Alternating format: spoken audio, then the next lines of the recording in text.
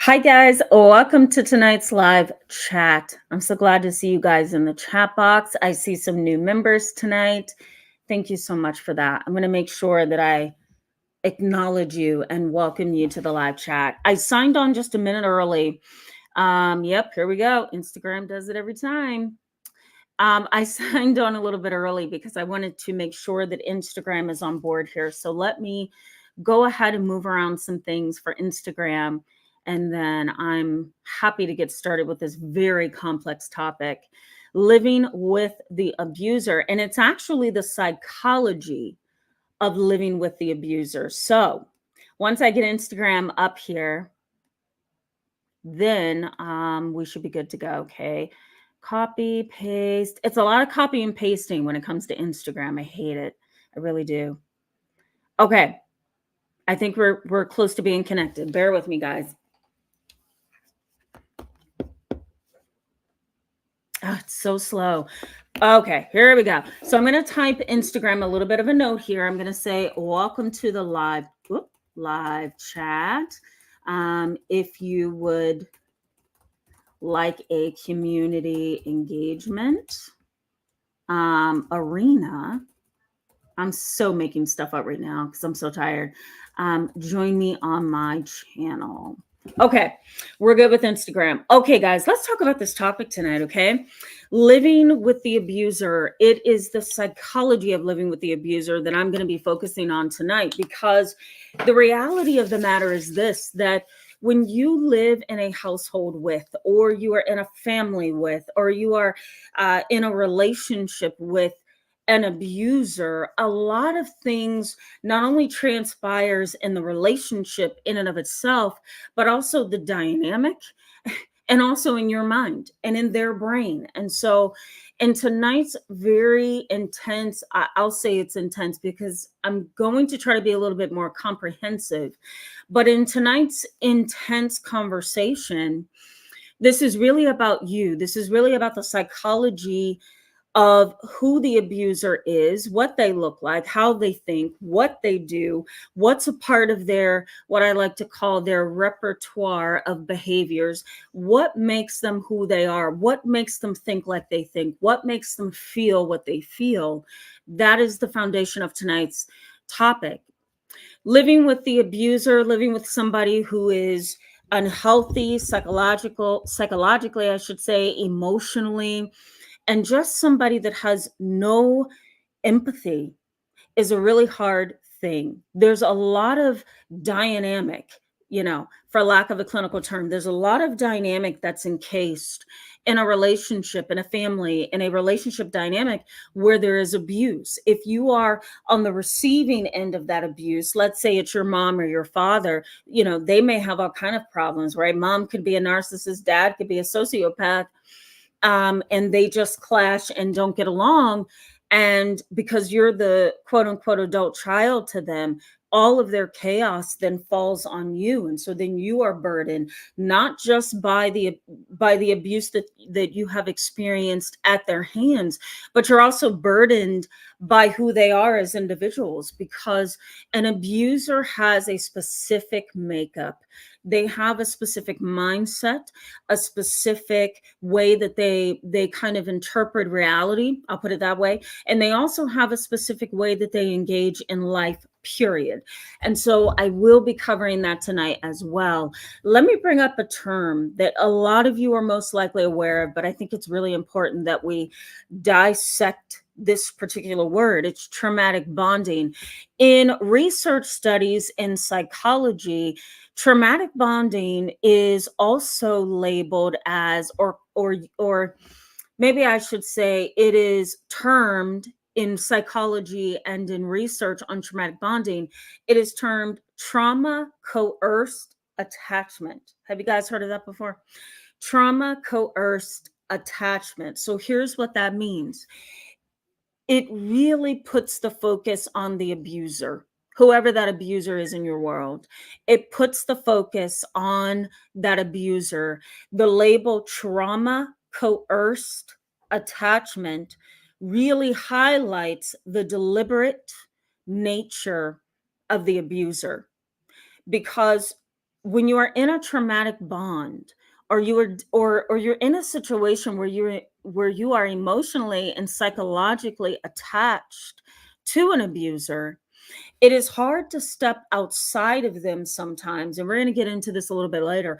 It's hard to step outside of them and really see yourself, really see who you are as an individual, really see your identity, how you think and feel about things, because the abuser has a way that they just cloud your world. They cloud your mind, they cloud your heart. It's hard for you to find you because of everything that they have done to you. And that's why the psychology of living with an abuser is really a deep conversation, because it's not just, he's being angry with me, or she's being angry with me, or my mom and dad are just shutting me out temporarily, but we'll get back together. We'll be okay later on. It's not that simple, because the process often is a repeated one. It's a process that is hard to unwind once it gets started. And there are power dynamics involved. And that's what makes abusive people really hard to hold hands with. Even if it is your father, your mother, your sibling, your husband, your wife, it's really hard. Once you recognize and you see very clearly that they are an abusive individual, then that is when it's time to try to unravel who they are, try to clarify who you are, and figure out which direction you need to go in. Trauma-coerced attachment is a deliberate attempt to build a trauma bond. I'm going to repeat that. Trauma-coerced attachment is a deliberate attempt of the abuser, whoever that is, to create an emotional and a psychological bond that entraps you. And it's a bond that they know how to tighten over time. And there's specific ways that they know how to do that. And we're going to talk about that tonight as well. So, some of the ways that an abuser, kind of gets you stuck in this pattern of forgiving and forgetting and ignoring and suppressing and minimizing. And, they get you in that process by things such as coercive control tactics. That's one thing. They know how to coerce you to do what it is that they want you to do. They also know how to trigger your fear system in your brain. They know how to do that. When your fear based center is triggered in the brain, what do, right? Sometimes you forgive, ignore, minimize, forget, move on, and the list goes on, whatever you have to do. And so the psychology of an abuser is that their attempts to trap you sometimes is really deliberate. And sadly, if you're dealing with this dynamic within your own family, it gets even worse, right? Because there's already that pre-existing biological bond that you may have with a family member. And so that makes, walking out of the lives of an abusive family member really difficult, right? It's like, how do I walk away from my mother? She's raised me. I've known her for 25 years. This is an example. I'm 25 years of age. I'm living on my own, but every time I pick up the phone to call my mom, she's yelling and screaming at me. She's minimizing me. I sense some envy. I sense anger and hostility towards me. I don't know what I did so wrong, but I can't get my mom to just treat me like a mature adult and love me and not hurt me and say mean and cruel things. So it's hard to unravel yourself from a dynamic like that if you are already attached and this is your mother or this is your father or your sibling. Sibling abuse is really big in the field of psychology. The research of abusive siblings is pretty big. I don't think it's big enough though. I can try to post some things in the description box tonight once we go off the air here. Or off the channel so that you can have that information. But for right now, I'm just going to, generalize this and say that the topic of sibling abuse is pretty broad. There's a lot of research on sibling rivalry, family violence, siblings who just can't get along, envious and jealous siblings.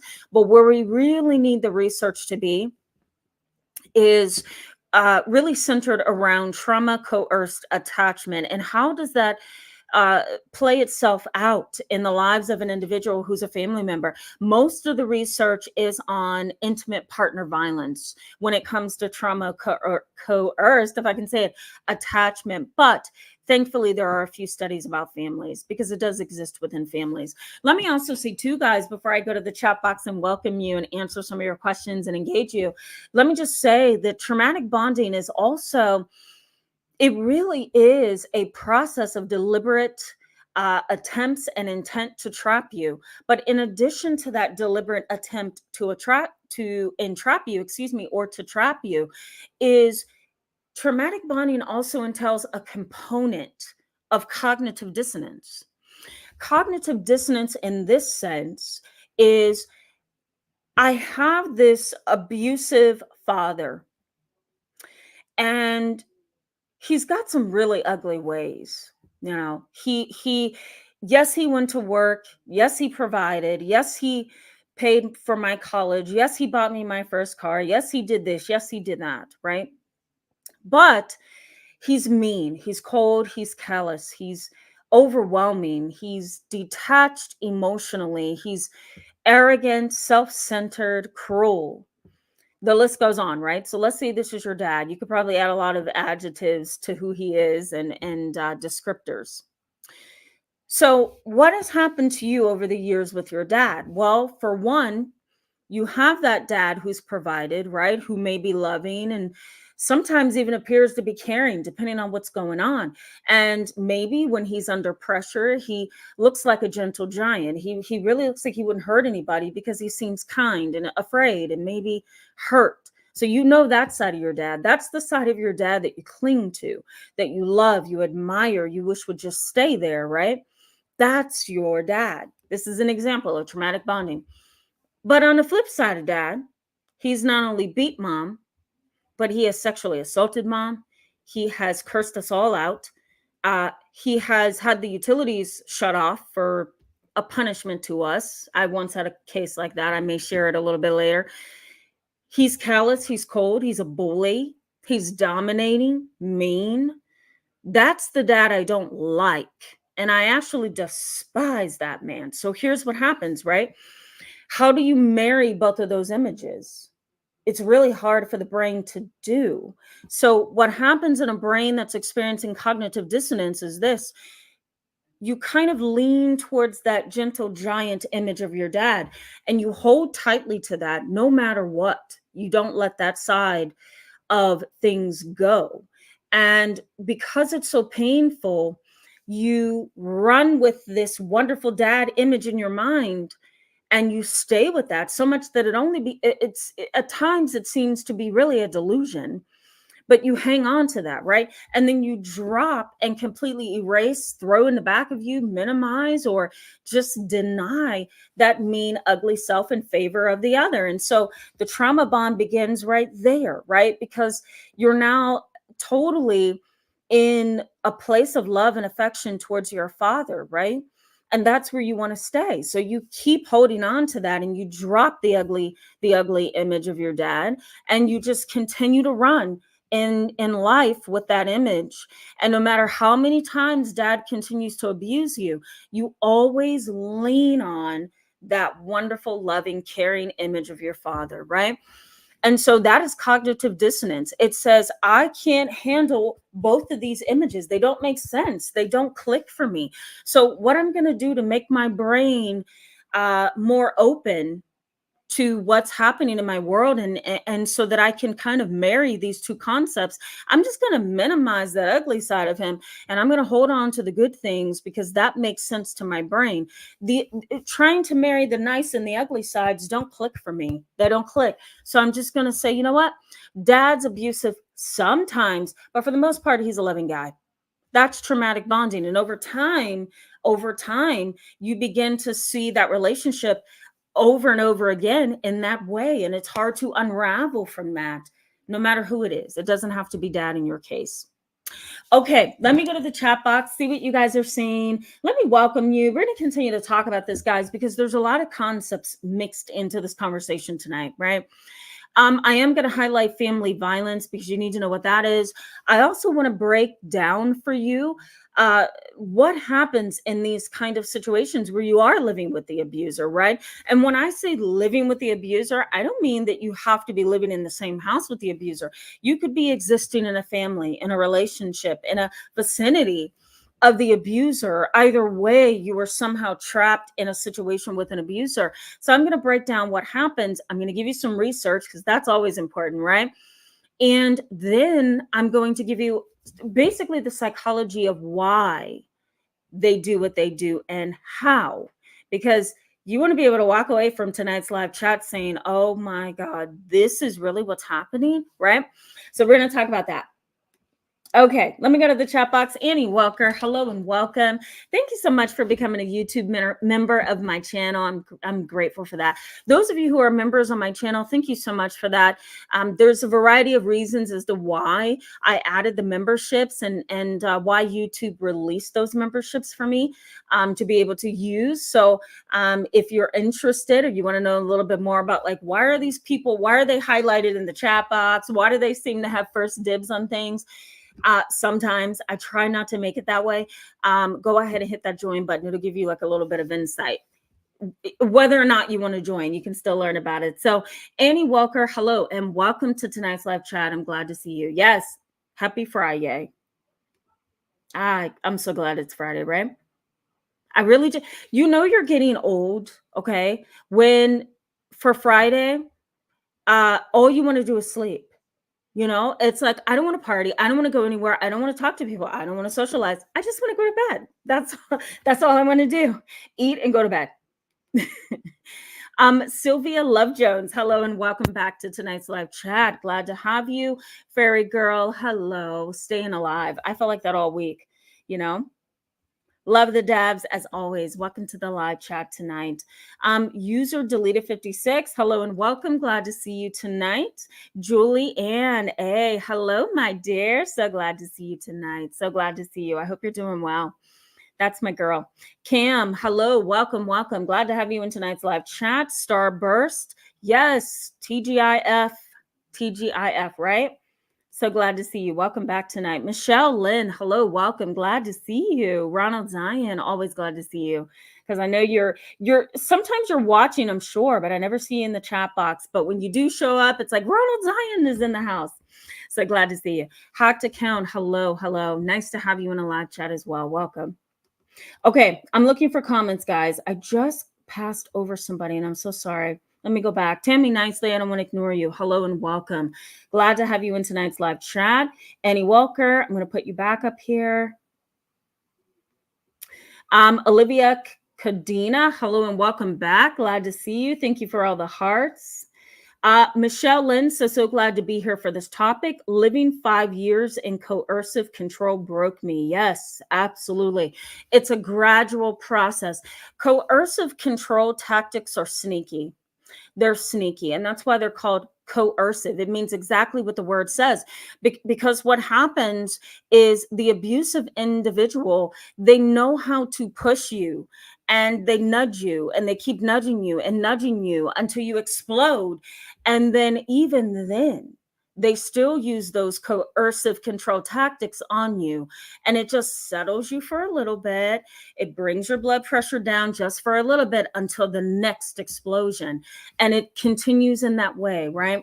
Until you escape. And Michelle Lynn, I welcome you to share what those coercive tactics actually look like to you. I'll try to bring that up tonight and tomorrow. Yosef Daz, I'm so sorry I mispronounced that. Hello and welcome. Glad to have you tonight. Phoenix, so glad to have you tonight. And yes, I'm glad you got your notification. That's awesome. That's awesome. Live life. Hello and welcome tonight. Glad to see you. Napalm 1334. I'm glad to see you as well. Napalm 1334 says, rough day with my abusive family. I swear these streams have helped me so much. I'm so glad to hear that. Napalm 1334 goes on to say, my drug addicted brother snapped at me, mocking me for not working as much as he does because I'm in college. Yeah. Oh, I'm sorry. There we go. Yeah. It's, you said wild. Yeah, absolutely. It sounds like a very bad dynamic. And I think once we get to what the abuser does, you'll be able to look at this and say, oh my God, these are intentional tactics. Why did I not see it that way from the beginning? And I'm going to help you understand why. Carol Sky, hello and welcome. Glad to see you back tonight. Michelle Lynn says you lose yourself in your personality. You do. When you have family members and friends saying to you, who are you? Asking you that question, or saying things to you like, what has happened to you?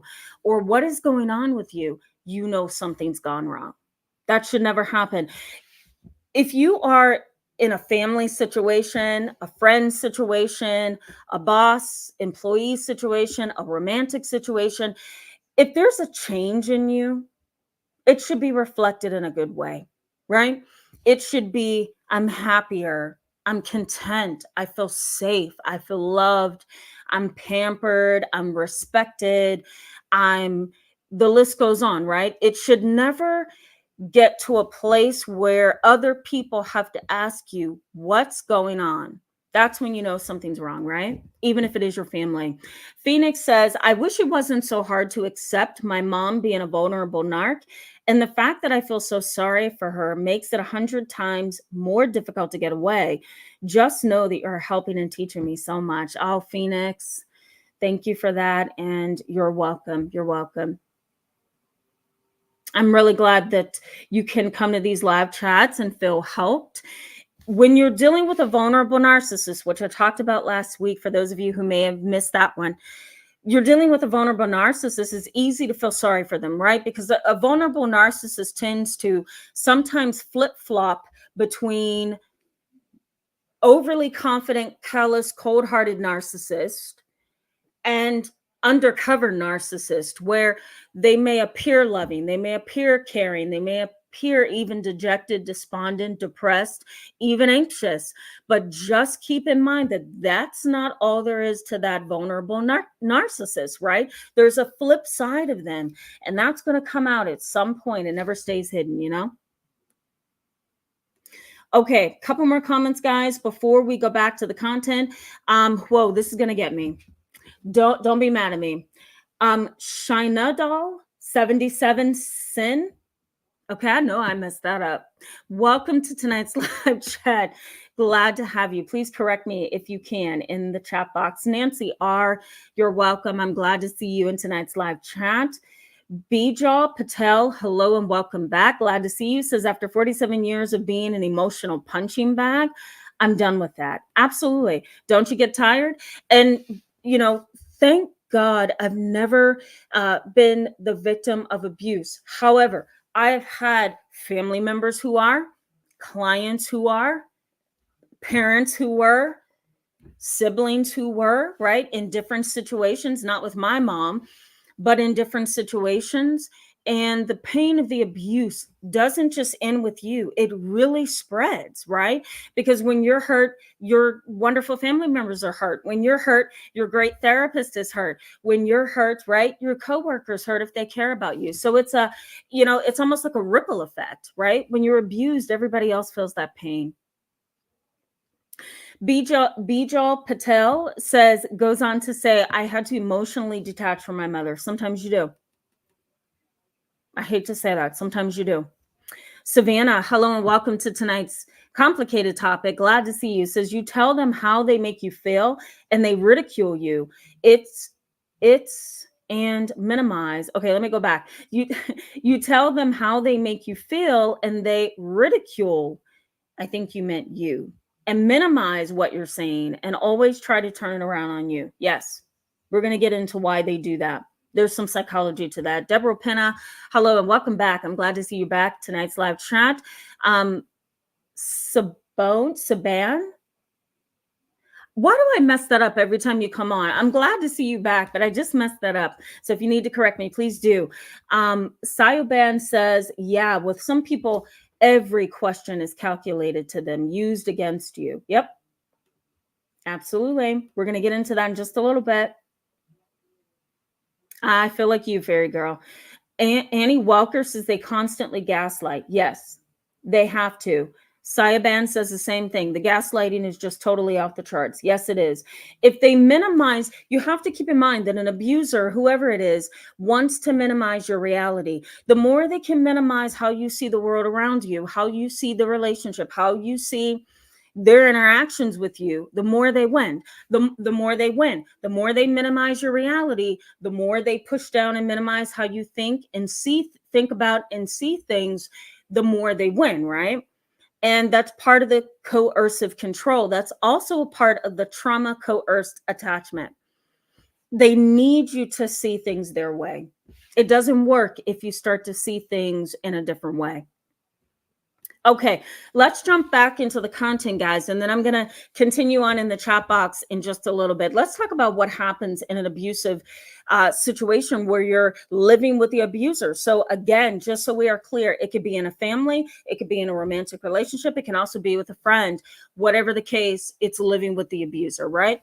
So some research on family violence and even on trauma coerced attachment highlights that most individuals who are abusive, they attempt to impose upon you control, fear, and anxiety.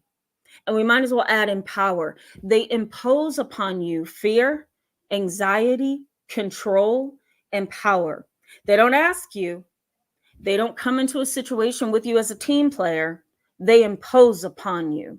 And so what that means, if you break that down, what that means is you're going to accept how I want this relationship to be. If I want this from you, I better get it. If I want you to talk this way to me, I'm going to scare you into that, right? If I want you to be a scared puppy under me who's not strong enough to talk to me, stand up, or put me in my place, I'm going to make sure that I coercively abuse you enough that you're too afraid to decide what to do. Can you imagine having a parent like that? Can you imagine having a family member like that, being in a relationship with somebody like that, right? So they attempt to impose upon you control, fear, power, and anxiety. That's how they do it. They also gradually break down your individual self.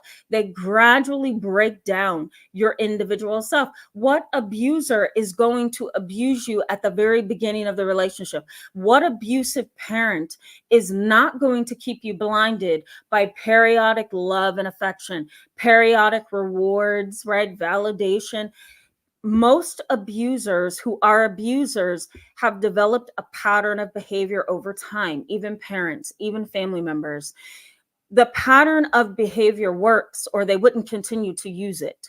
And so most abusers develop a set, I'm trying to find the right word for it, a set, I'll put it this way, a set way that they communicate with people. This, isn't an abuser who just learned this behavior overnight. This has been a perpetual, continual, chronic problem with them. You just happen to be in the situation with them, whether that's family or not. So what they do over time, because if they hurt you up front, or if they constantly abuse you without any breaks in between, it'll click in your mind something's wrong, and you may have enough strength to leave, to escape, to stand up for yourself, to find tactics and different ways to manage them. So they don't want that to happen. So what do? They kind of keep you off guard by appearing a certain way, sometimes intermittently, right? Every now and then they switch up on you, or over a set period of time they switch up. Whatever the case, they gradually show themselves to you, and they gradually steal your individual self. So you lose who you are. The minute you lose who you are, that's when you know you're being abused. Okay. They may also not just abuse you, but they may abuse somebody else close to you. That's called a secondary victim. That's a secondary victim. So let's say, for example, your mom is abusive. She's always been abusive. Here you are as an adult daughter to this mother, right? And she still talks to you negatively and badly. But who's the secondary victim in this situation? Mom's not just abusing you, she's abusing dad too. And so dad's the secondary victim, right? And so a lot of times when I'm doing therapy with individuals who are victims of of abuse and neglect and traumatic bonding or trauma coerced attachment. I'm sorry, I'm trying to say two things at once. When I'm dealing with clients like that, I try to help them understand that you're not just the only one who's probably being abused here. Most likely there's somebody else, or there used to be somebody else, or there will be somebody else, right? It just depends on the dynamics of your situation. Of course, they use the coercive control tactics. Emotional extortion is one thing. I'm going to put this fear on you that if you leave me, I'm going to commit suicide. If go to Aunt Nisi's house and tell that I, as your father, am abusing you, then Child Protective Services is going to come in and take you away from me. I'm sure you've heard this before, or you know of parents that do this. Child Protective Services is going to take you away from me, and you're going to live in a cold, dark place where you know no one, and there's not going to be anybody to be able to help you, and you can't come back home because Child Protective Services is going to take you away. That happens a lot. That happens a lot in my practice with parents who are controlling and narcissistic.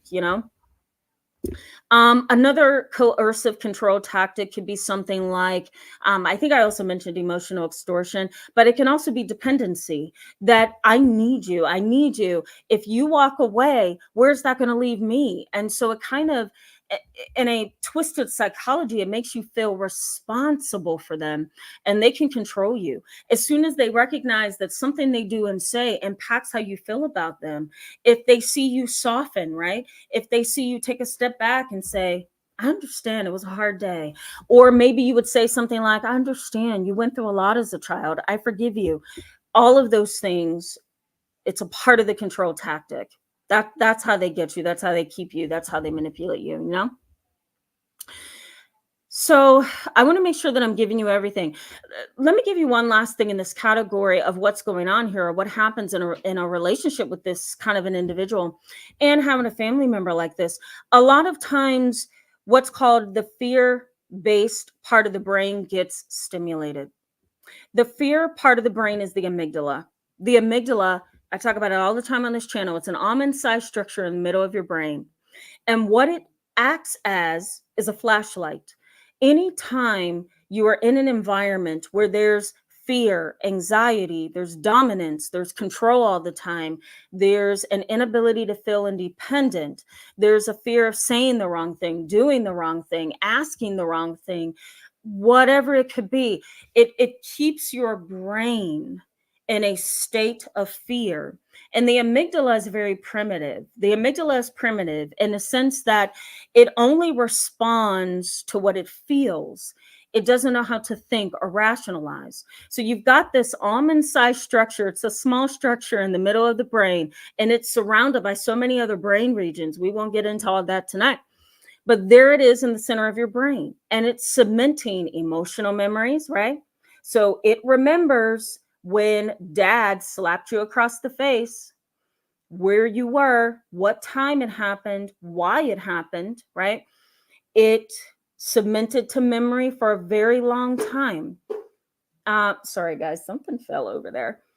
It cements in your brain for a very long time that Aunt Nisi went out of your house, slammed the door, and called you and cursed you out and told everybody in the family something that wasn't true. So the amygdala cements those memories to the brain, okay? But once the brain is in that environment of abuse again, or you're in the space of that person who is an abuser, the brain begins to react, and it becomes very protective. It shuts down. It starts reacting. And what do you think happens when the amygdala starts reacting? Fight or flight mode. And your body goes into fight mode. Okay, I'm going to stay here and deal with this, and I'm going to just try my very best to handle what's happening on the inside of my body and in my environment. Or flight happens, where you absolutely shut down and you have to go somewhere else, or walk away, or leave because the situation is too frightening for you. So the amygdala is a very important part of the brain. It is the fear-based center of the brain, and it cements those emotional memories. It's kind of like, and most of you have probably experienced this, it's kind of like walking in a mall. When you go into a mall and you smell popcorn, what's the first memory that comes to mind, right? You're smelling that popcorn. Maybe you smell some tacos. Maybe you smell hot dogs or some kind of cheeseburgers frying somewhere. Maybe you walk past, Macy's and you smell a cologne and a memory comes back. That's all the amygdala. The amygdala is one of the most important parts of the brain because it pulls together everything that we experience and it cements every single emotional experience that we have. And when that happens, sometimes we end up in very bad places, right? Trauma-coerced attachment is also the result, I should say, of cemented memories. I remember when my dad was loving. I remember when this is happening. I remember when that happened. It was good. I'm not going to believe he's abusive and controlling and dominating because I remember all the good stuff. That is the amygdala. Now, one last thing before I go back to the chat box, the hippocampus. This is important as well. So you've got the amygdala, that almond-sized structure, but you also have another component that's attached to the amygdala. And what's attached to the amygdala is the hippocampus. That has a lot to do with long and short-term memory. And it also provides the context to our memories. So let's say, for example, I'm going to use a marital situation for this one. Let's say you're married to your husband, you're married to your wife, both of you thought you were in love with each other. You thought that you would have been able to make it work. Things would be okay. You would bump heads every now and then, but you would work it out, talk it through, the list goes on. Unfortunately, there was a really bad fight one night. He ends up, as the husband, attacking you. Sometimes women attack their husbands too, so I should put that in there as well. But there ends up being some kind of domestic violence incident that happens, okay? The amygdala has already pulled from your environment the argument, what was said, what smells were in the environment, what lighting was in the room, what you could hear, what clothes you had on, what was on your skin. The amygdala is giving you all that information, right? The hippocampus then cements to memory the time, the date, and what house you were in. It really adds the context. So you've got the amygdala and the hippocampus working together. And sometimes those two things together is what can cause flashbacks, vivid nightmares, and the list goes on. Because the amygdala has all the emotional pieces to the puzzle and the hippocampus provides that context. And there you go. You've got a flashback. That's the anatomy in a simplified version. That's the anatomy of flashbacks, vivid trauma dreams, and reminders. Okay, let me go to the chat box. Let me take a little bit of a break, guys.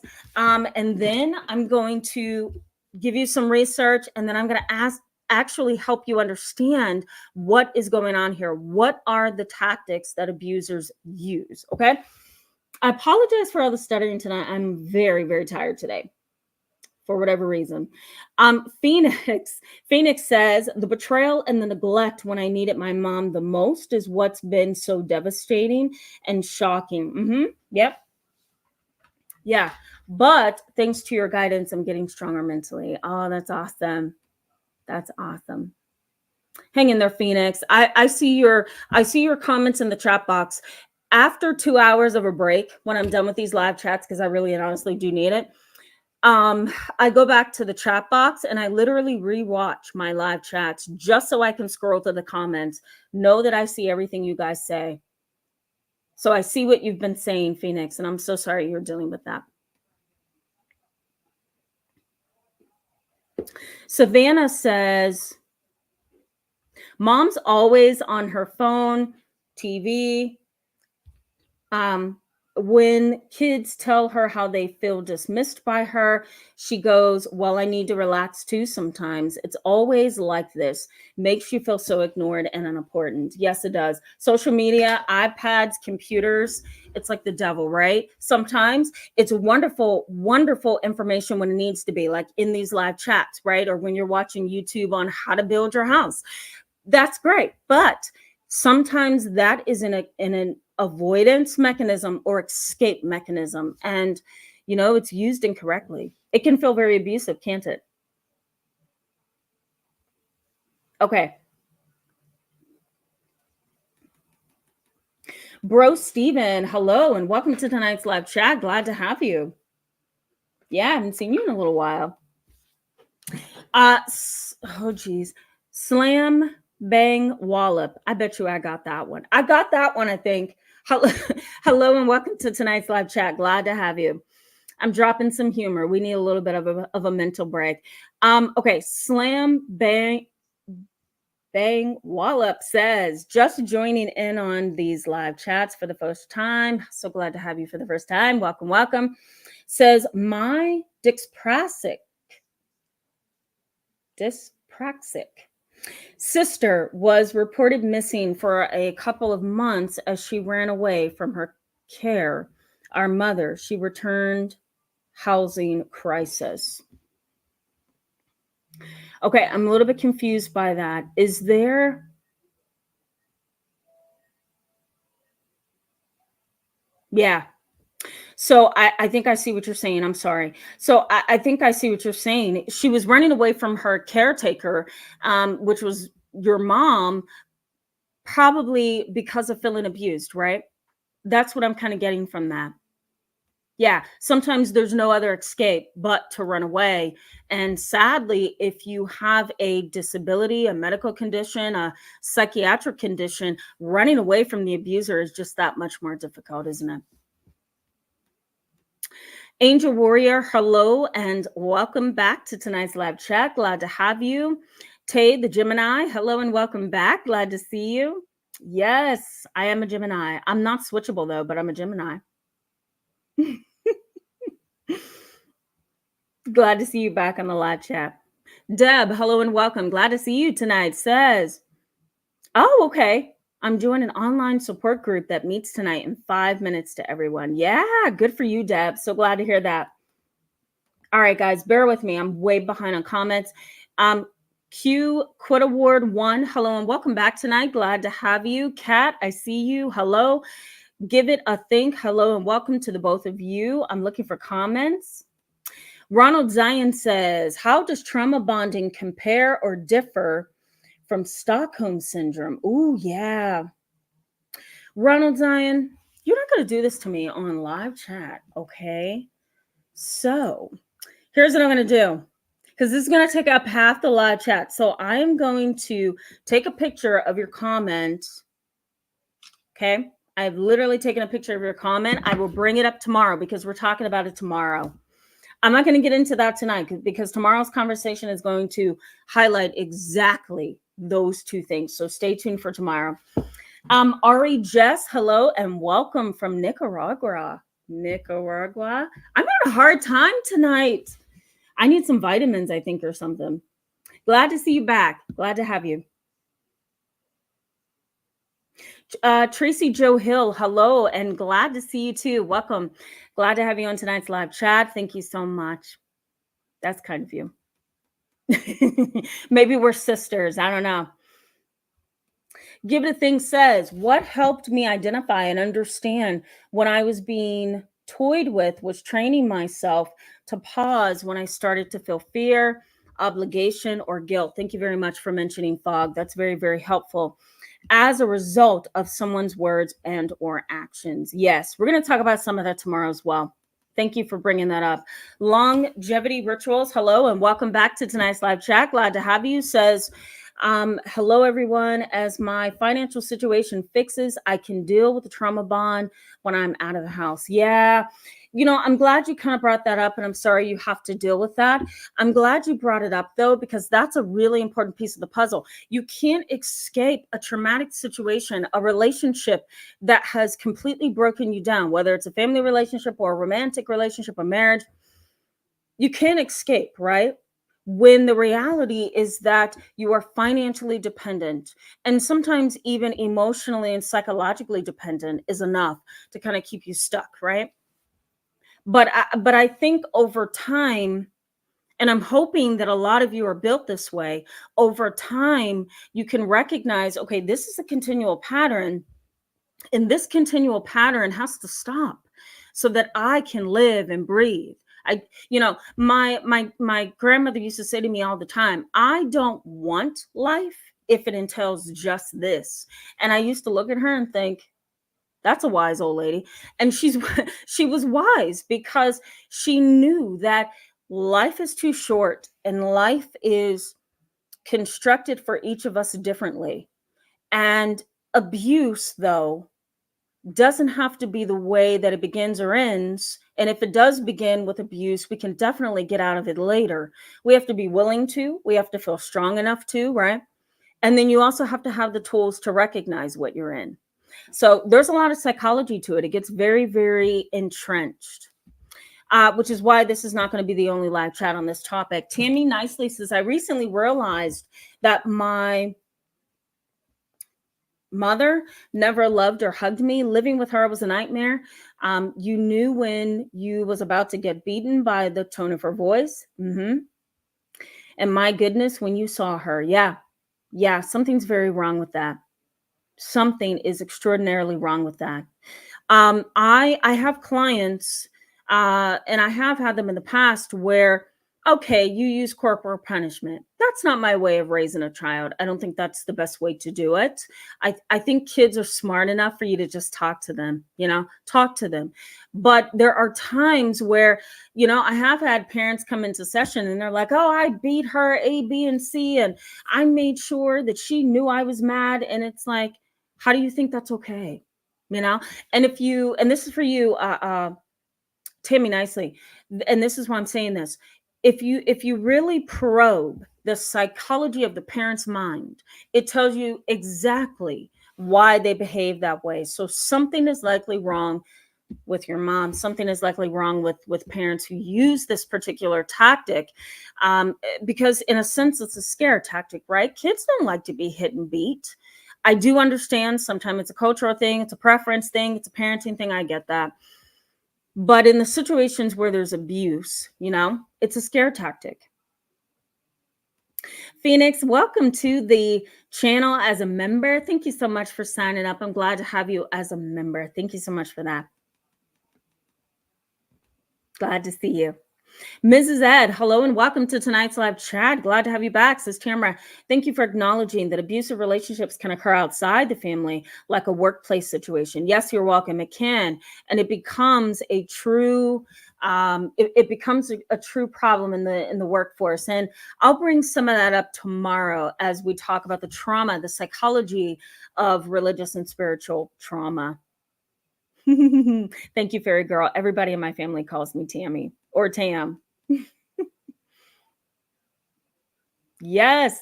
Well, says at Tammy, you have to pay for YouTube Premium to not get ads. I know. I hate that. I hate it so much. But that's what YouTube is doing. YouTube is rolling out, on a side note, I'm sorry. YouTube is rolling out different features. So yeah, membership is not part of that, but the premium membership is part of that. Anne of Hearts, hello and welcome. Glad to see you back in tonight's live chat. Thank you for the heart.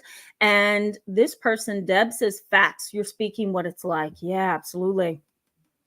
One last comment before we go. I'm going to highlight you, Phoenix. Phoenix says, that was the relationship I was in that almost took me out. Yeah, absolutely.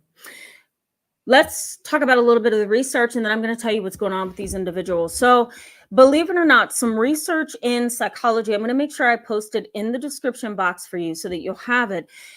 During the year 2020, when COVID hit us, and there were a lot of adjustments to, medical practices, my own practice. I ended up closing and making it all teletherapy at one point. We were all on restrictions and lockdowns, and there was a lot of restrictions and changes happening in the world. Some research in the area of relationship abuse, family abuse, child and adolescent abuse has highlighted that in the year 2000, when COVID hit, abuse in the family and relationships worsened. And there's many different reasons why, according to research. The three top reasons that I saw was, one, feeling trapped and not being able to go anywhere worsened the relationship status, worsened the abuse that happens in these kind of families and relationships. Mental health problems skyrocketed when COVID hit, right? Because of all the transitioning and changes. So that adds to the abusive situation, and having to be in the relationship without any escape, having to be in a family without any escape because everything is on lockdown. Everything was closing early, right?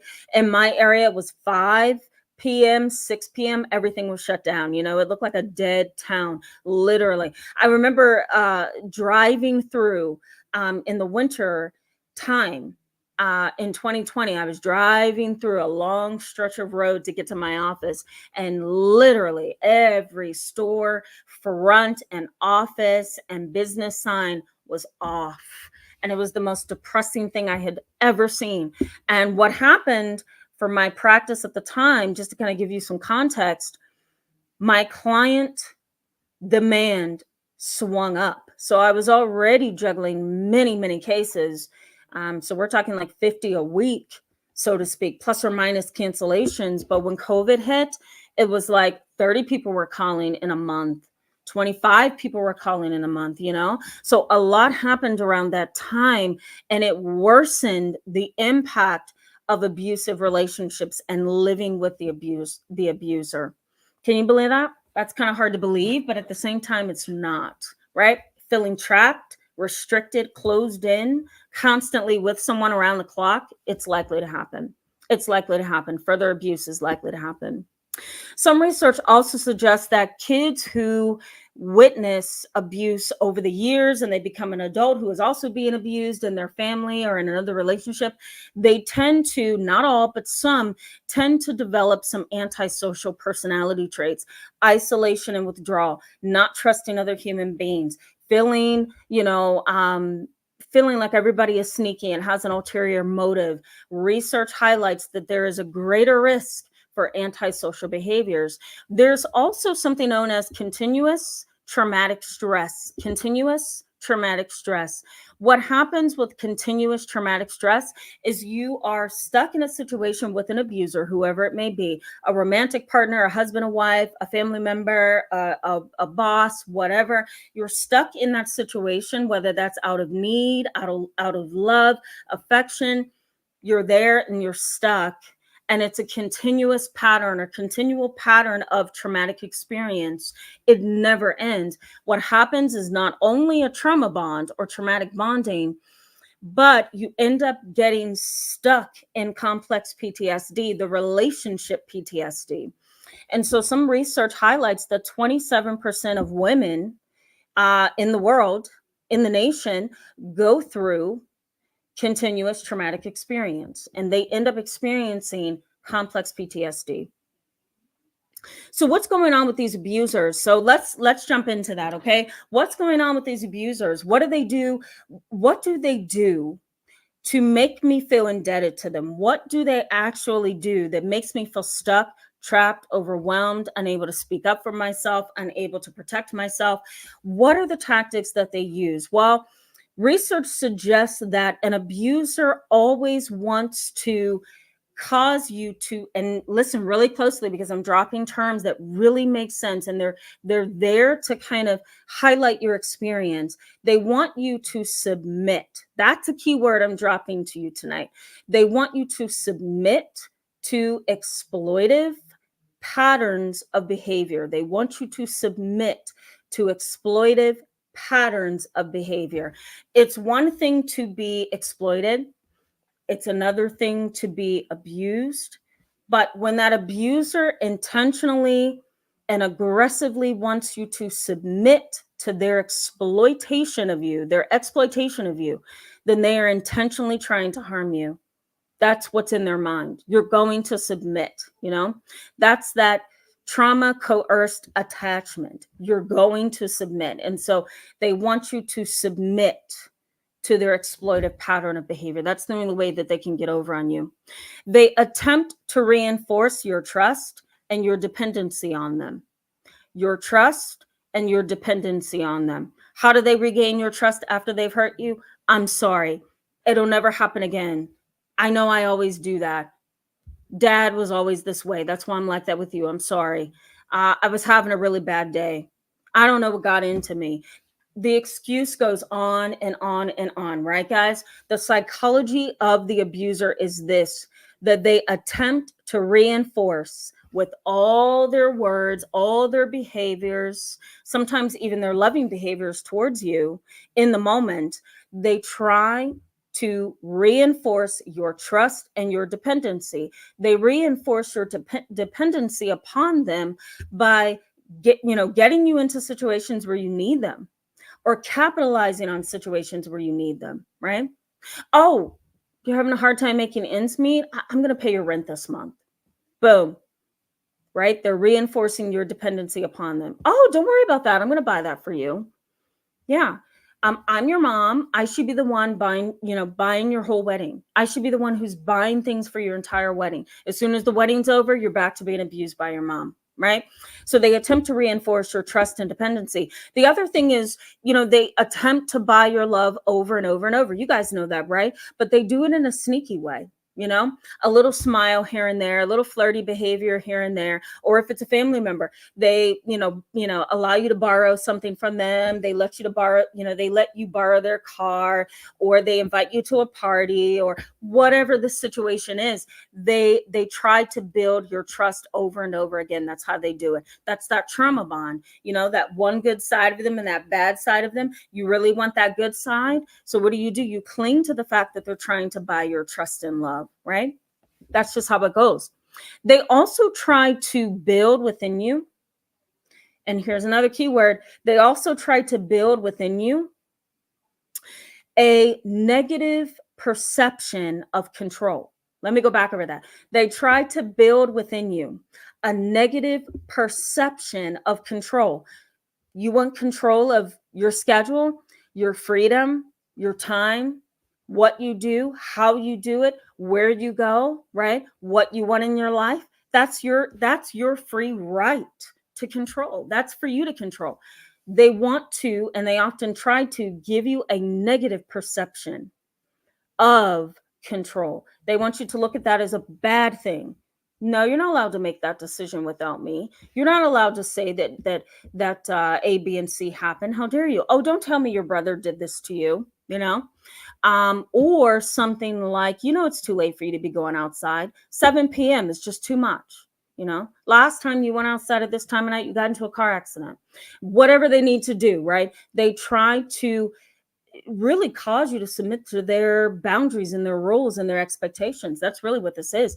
But they want you to have a negative perception of control. The control that you want for your own individual life, it's negative. Lean on me and the way that I see things, and that's going to be the better thing always. They also intentionally try to control you. They intentionally try to control you with almost everything that they do. They're constantly thinking, especially if you're dealing with a narcissist. They also use credible threats against you. They use threats against you. Oh my goodness, that was backwards. They try to use credible threats against you. I'm going to take the kids from you. I'm going to stop paying your rent. I'm going to stop paying half the car note, right? I'm going to tell your parents you did A, B, and C. Whatever the case may be, they try their very hardest to intimidate you with credible threats. It's something that could actually happen, and it's something they really wouldn't mind doing. And they know that you're going to submit to that. That's the way the relationship is. That's the way the family dynamic is. They know you're going to submit. That's that trauma-coerced attachment that they're working from. Okay, guys? They also attempt to cause you to suppress your independence. They attempt to cause you to suppress your independence. If you become too powerful and independent, right, where does that put the abuser? The psychology of abuse is this, that I have to take the reins and I'm going to guide not only your heart and your mind and your soul, but everything that you do, including your decisions. And so the only way the abuser knows how to do that, guys, is by causing you to suppress your independence. That's how they go about it. They also want to sensitize you and sensitize you, or maybe I should say desensitize. I think that's the word I'm looking for. They want to desensitize you to your desire to be a living, thinking, breathing individual on your own. You just don't want any problems. So what do? You say, you know what? Forget that new hat I was going to buy. Forget that new outfit. Forget going over cousin Nisi's house tonight. It's not worth the argument. Oh, forget this, forget that. I'm not going to do that anymore because I don't want the argument. I don't want the fight. I don't want the issue, right? That's a controlling tactic. So they want to desensitize you to your level of independence. You almost lose touch with your ability to be free, right? Lastly, in this category, guys, before I go back to the chat box, let me also highlight that these kind of individuals, the psychology of the abuser is that they want you to lose track of the broader context. They want you to lose track of the broader context. The broader context is this, that you are a living, breathing human being that deserves to have boundaries. You have your own thoughts and feelings about things. It's wonderful when a family can be together and be healthy. It's wonderful when a relationship can come together and be healthy. The moment it turns sour, that's when you want to escape and get out. And over time, you become so desensitized to the abuse that you don't even know how to get out, right? You almost develop a form of learned helplessness. Remember I told you about Martin Seligman's studies on rats? I've mentioned this in previous live chats. Their study, Martin Seligman's study on rats was every time a rat, well, I'll give you the context. He would put rats in a cage, okay? 1 rat, 2 rats, 3 rats. Every time the rat went to the door of the cage, what do you think the researchers did? They shocked the rat. The rat stepped back and said, whoo, that was a lot, right? That's kind of how the rat looks if you watch some of the research clips on this study. So the rat, kind of looks a little dazed, looks a little confused. He goes back to the door. He gets shocked again. He goes back to the door. The shock is delayed, but he ends up getting shocked again. What do you think he did after that? So many times you keep getting shocked over and over and over every time you try to escape. He went into the corner, sat down, and gave up. And so that's learned helplessness. Martin Seligman did some research using rats to see how do they react and respond to losing control. And so that's humans as well. We give up. And so that's the broader context that the that the abuser wants you to lose. That's the broader context that the abuser wants you to lose, that you can escape. If you lose sight of that, they win. This is a lot, right, guys? Now, tomorrow's live chat is on this topic, but it's going to incorporate trauma, the traumatic experience of religion and spirituality. It's a very sad situation. I'm going to post a video in the description box so that you can actually watch a YouTube, a movie on YouTube that really shows the impact that trauma-coerced attachment can have on your life. Okay, let me go to the chat box, guys. Let me read what you're saying and engage with you a little bit before we sign off. Okay, I need some water here, guys. I'm sorry. Okay. Ooh, that's tough. Jaith Saint, forgive me if I messed it up. I feel like I did. Hello and welcome to tonight's live check. Glad to have you. Says, are not safe. What is a good situation? I may have missed what you said earlier. Okay. What is a good solution? I've been hiding for days. Hair falling out, knots on my head. I don't feel like police are helping. And mom is the same as sister. Oh my goodness. Doesn't sound good. I'm sorry to hear that.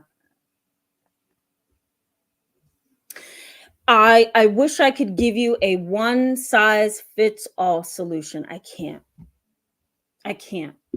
I would definitely have to have you email me, maybe ask for a consultation if you want to talk to me over Zoom. And I'm happy to kind of give you some insights specifically for this particular situation. Hair falling out specifically sounds like stress, and I would definitely be stressed in this situation. Fairy girl, I'm going to put your comment up on the screen. I'm going to mess your name up too. Santa? Thank you for that. I appreciate you breaking that down for me. Is it Shiwan? Shiwan. Maybe it is Shiwan or Shivon. Shivon? Siobhan. I bet you it's Siobhan. Okay, I'm going to practice this when I go off the air. Thank you for trying to help me with that. I appreciate you. Anne of Hearts, thank you for confirming that. Tooth Sloth. Oh, that was easy. Welcome to tonight's live chat. Glad to have you. I hope that you were able to get your a better connection. Phoenix says, I get behind my back smear campaign and threats to be kicked out if I don't put up with the BS. I feel this is because I was pushing her. Sorry, guys. Pushing for them to do the work I'm doing to heal their own trauma. Okay, I got you. Yeah. Smear campaign behind your back is often an abuse tactic as well. It can also be a coercive control tactic. I'm going to say all of this stuff behind your back. It might get around to you and it's going to make you feel insecure. And so therefore I win. And so maybe, just maybe, you'll submit to me. That's really what an abusive family is, relationship is. It's the process of submitting. That's really what it is. It's saying, I give you all of who I am, and I'm going to allow you to do this to me. You know, it's a very sad place to be in, right? Live Life says, I recently shared my unique perspective in regard to my personal healing journey with my cousin, who later regurgitated the exact same thing to me just days later, as if it was coming from her. It felt demonic, like someone who came to your house and stole your necklace, then wore it days later and asked you if you liked their necklace. Yeah, that's a really good analogy. Yeah. All I know in that scenario, Live Life, is that just based on what you're mentioning here, it sounds like a very, very methodical individual with some sadistic pieces. Maybe there's some Machiavellian pieces to her personality. Remember, Machiavellianism is this internalized stimulation that you get from things negatively happening to somebody else. So, you know, if she kind of, in your words, Live Life, regurgitated your story, what do you think if she had Machiavellian personality traits? What do you think she's thinking, right? She's thinking on the inside, this is great. I wonder how she's taking this, right? So yeah, there's some Machiavellian personality traits there, I'm sure. Phoenix says, fight or flight, freeze is what I keep going through over and over. I refuse to give up though. Yeah, absolutely. Don't give up, Phoenix, because that's exactly what the other individual wants. The fight or flight mode is sometimes known as central nervous system dominance. Central nervous system dominance. If I break that down, it's really saying that your central nervous system is what is really creating within you this sense of overwhelm, and it overwhelms your brain. It overwhelms how you are experiencing the world around you. Now, I may not have mentioned this in previous chats. I think I mentioned it in a sponsored video that I recently did, but it might be helpful to understand. And I don't know. Let me draw something for you. Hold on. Let me grab my notebook.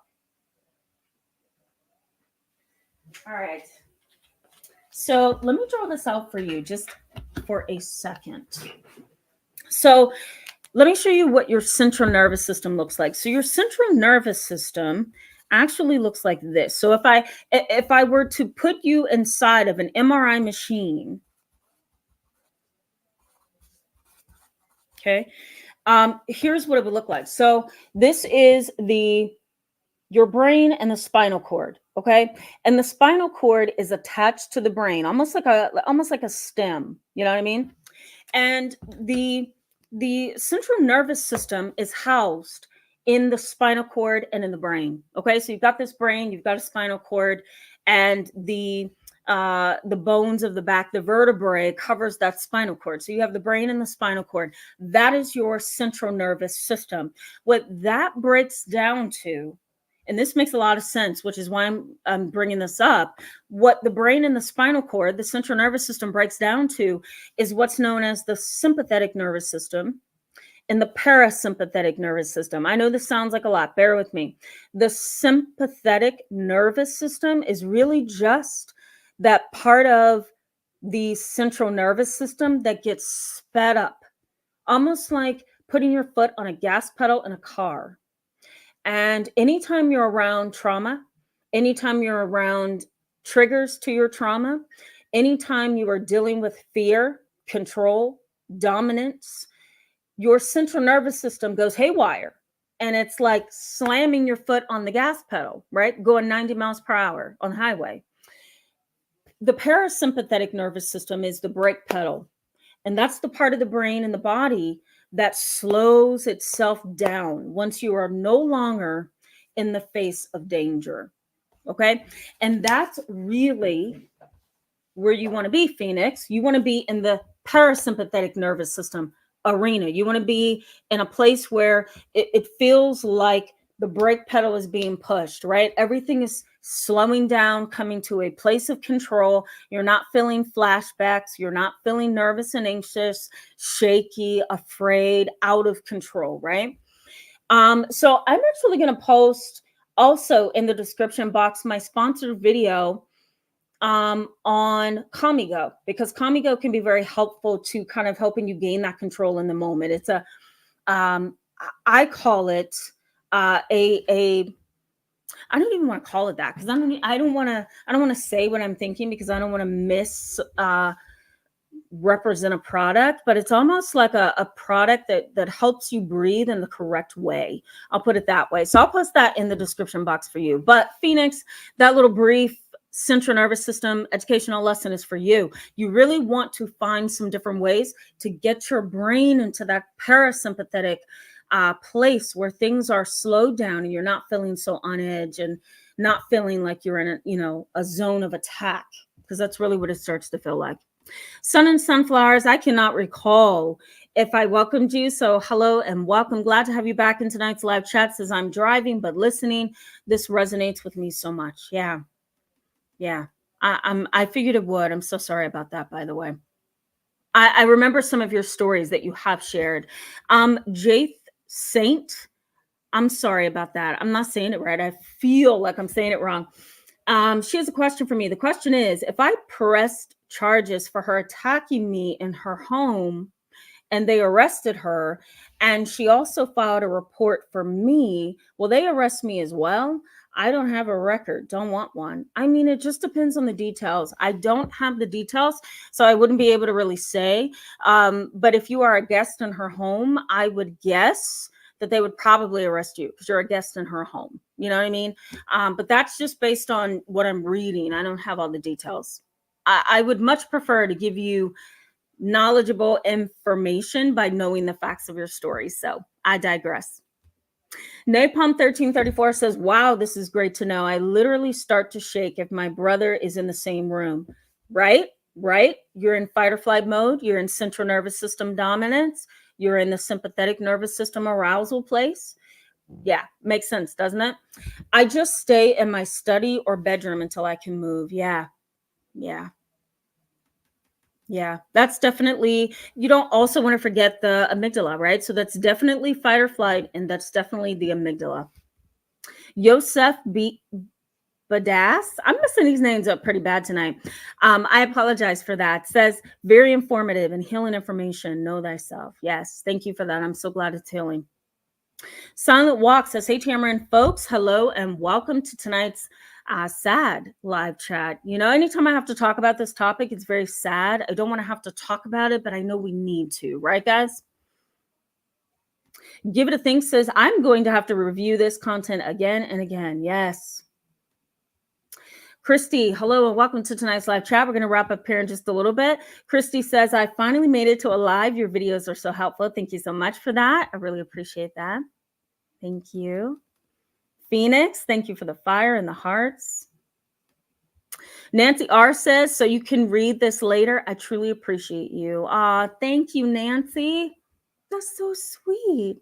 Thank you so much. And I appreciate you guys too, right? You guys support the channel. I so much appreciate you as well. Deborah Penna says, I've been married over 40 years. And since we've been married, my mother and father of all, I think you meant, have always been in our marriage. Actually, they controlled our marriage. Yeah. Yeah. I think it's okay for parents to have, some say in how the relationship goes or what they see.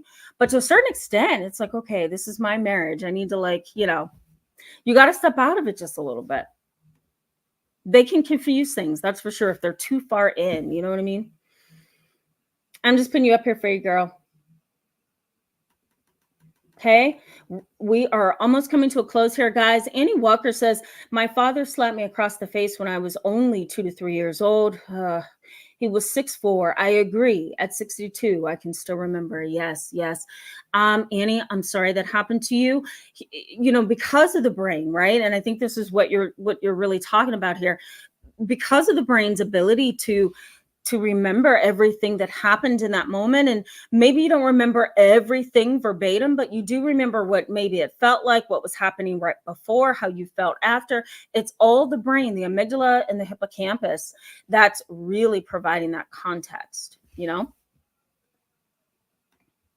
Tammy Nicely says, Tamara, is it a thing that narcs walk around almost half naked? Mom used to do this. Oh my God. I don't think so.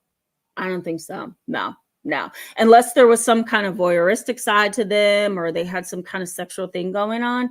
Other than that, I don't know of any research. If you guys do, let me know. T Mac, hello and welcome to tonight's live chat. Glad to see you back. We're going to wrap up here in just a little bit.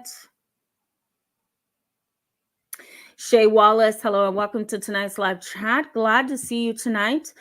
You did cross my mind as I was going through the very beginning of this chat, because I do remember what you said last time. Okay, guys, just looking for people that I may not have mentioned. Phoenix says, woohoo. I think that's what you meant. Already excited about tomorrow. I've been wondering about Stockholm, like if you can have lingering effects that also affect relationships after you get away from that abuser. Yeah. Yep. Anne of Heart says, not surprised anymore by the tactics to manipulate, but my entire body freezes and screams from deep inside at the very thought of being around them. So for now, I won't. Yeah. Sometimes you have to build that inner resilience before you can then assert yourself back into that situation if you decide, Okay, I'm just looking for people that I may have skipped, not seen. Moz, I can't even attempt. Ma Basteris. Oh my God. I'm sorry. It's not clicking for me tonight. Welcome to the live chat. I'm still glad to see you. Says, I would love to learn more about living with a narcissist. That's what I'm dealing with now. And I feel stuck. Yeah. I am bringing up narcissism tomorrow. Stay tuned. Katie, hello and welcome to tonight's live chat. Says liquor stores were dangerously open. Oh my God. Q Quote Award 1 says, I'm not going to lie, I loved it. When we were on lockdown, although I work at a hospital, it was quiet in the earth for me. Yeah, I totally get that. I do. I'd much rather be on the couch reading a book than partying. You know what I mean? So I totally get that. I can relate to that. Christopher Schaefer, hello and welcome to tonight's live chat. Glad to see you. Says recently, a few months after I went no contact with my parents, after watching a video about narcissistic parents, I suddenly remembered certain abuse from my mother. I had completely repressed this. Sometimes you can. There's a thing called repressed memories and there's another thing called false memories. And so both of those things can happen. So it's really up to a therapist, to a certain extent, to like weed through some of that chaos with clients who have PTSD, and especially clients that have complex PTSD. And it is also up to you too. Like if you never go to a therapist, you have to weed through some of the cobwebs to try to figure out, is this a false memory or a real memory? And what was going on back then, you know? Orlando, glad to see you back in tonight's live chat. Says, my parents wanted me to submit. Yeah. Yeah. Yeah. Sometimes parents who want you to submit mean well, but they're not doing well. And other times they want you to submit out of cultural respect. I get that in my own culture. They want you to also submit to protect yourself from yourself. But for the most part, submitting is abusive. And so it's not a healthy thing. It's not. We don't want you to submit. We want you to thrive with some self-control and some direction. But once submitting happens, that's when it all goes downhill. Mrs. Ed says, after an explosive situation with an abuser, I've experienced either the silent treatment or something similar to a love bond. Yeah, absolutely. That's how they do it. Okay, guys. Angel Warrior says, yep, my mother would verbal abuse and physically abuse instead. And instead of apologizing, she would buy me a gift. Yeah. My spirit rejected the gifts and I knew it wasn't authentic. As of today, my relationship is distant. Yeah. Yeah. Yeah. Parents will do that. Abusive parents. I know I hit you the other night. I know I spanked you really bad. You've got some whelps on you. There's some bruising, a little bit of bleeding, but I'm going to take you to Sandcastle, you know? And it's like, you know, you almost step back and you look at the abuser like, do you really and honestly think this is going to work? What we're going to talk about tomorrow in tomorrow's live chat is how they kind of gain control of your mind. And they fill you with so much fear that fear dulls. It dulls your ability to fight back, right? You know, it dulls your experience, it dulls your mind. So fear kind of holds you in this place where you say, you know what, do what you need to do to me. And that's the scary and depressing part. We're going to get into that tomorrow. Shay Wallace, I think you're going to be my last comment before we sign off, says, it feels like being pushed from a skyscraper and them being at the bottom to catch you. They're absolute head workers. My mother used to put me in harm's way, then be the rescuer. Yep. That's exactly what they do. That's how they do it. They have a pattern of behavior. Okay. I lied. I said I said you were the last comment, but I also see other people. I just want to say hello and read what you're saying. Leslie Sturm, hello and welcome back to tonight's live chat. Says, I feel like escaping is a process where you limit your exposure to the abuser and build on that going forward. I tend to forget they push back on my boundaries and I have to deal with that. Yeah, they do push back on your boundaries, right? You have to find a very strategic way to deal with an abuser. And then run. Once you figure it out, run. Guys, let's pause here, okay? I know this was a tough topic. So for those of you who have a long history of PTSD, complex PTSD, abuse, you know, I highly suggest engaging in some kind of self-care after this live chat because, and I need to be a responsible therapist and put a disclaimer at the very beginning of this live chat so you will know, or anybody else that's on the channel will know, that this is a little bit of a tough conversation, but I encourage you to do some self-care tonight, especially if this has triggered some things for you. But I hope it was helpful. Thank you for being with me in tonight's long live chat. Tomorrow we're going to talk again, but this is going to be on something different. And I'm mighty sad reading your comments tonight that it's going to also hit home for you as well as tonight's did. But I look forward to watching this again and, you know, reading and really processing what you guys have been saying in the chat box. So go ahead and put some comments in the comment section for me. I always like to go back and type you back and answer questions and communicate with you there. Guys, have a wonderful Friday night. I hope to see you tomorrow. Bye-bye.